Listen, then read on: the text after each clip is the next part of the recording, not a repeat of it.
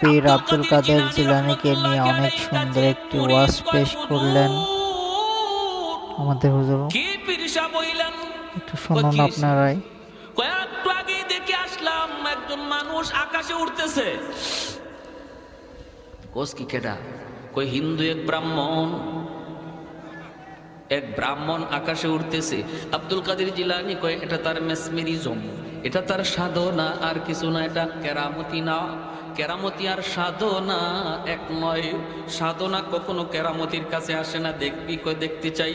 আব্দুল কাদের জিলানী জুতা ছাইরা দিছেন আর জুতারে বলতেছেন তুই আকাশে উড়বি, ওইরা ওই ভণ্ডরে ফিটায়া ফিটায়া জমিনে লামাইবি। কি ভাই,